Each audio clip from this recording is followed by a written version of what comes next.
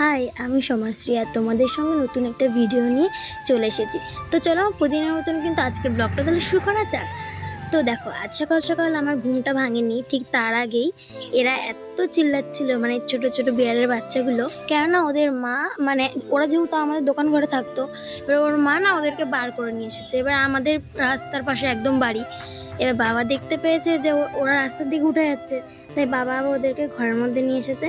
আর এদিকে দেখো, সকালবেলা যেহেতু মহারানী চলে আসে প্রত্যেক দিন, আর আজকে ওদেরকে দেখে ভয়ে ও আর আমার কাছে আসছিলই না। সকাল সকাল কিন্তু ফুল তোলা হয়ে যায়, কিন্তু কয়েকটা গাছের ফুল আমি নিজেই তুলি।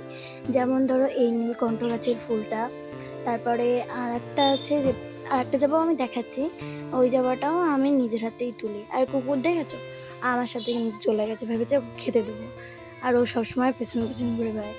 আর ম্যাক্সিমাম দিন ফুল, ওই সাদা ফুলগুলো দেখলে তোমরা, ওইগুলো কিন্তু বাবাই তোলে। তো তারপর দেখো, ফুল টুল তুলে এসে দেখি এই যে ওর মা আর ওর ছেলে মেয়েরা আমাদের বাড়িতে ঢুকে জায়গা নিয়ে নিয়েছে, আর তো সরছেই না।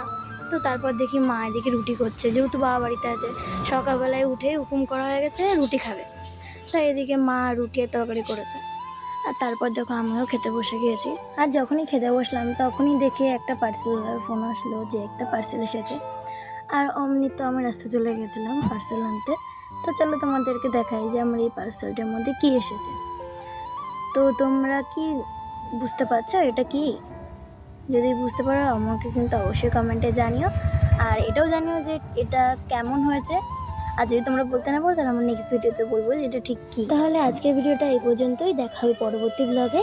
ভালো লাগলে লাইক, কমেন্ট, শেয়ার আর সাবস্ক্রাইব করো। সবাইকে টাটা।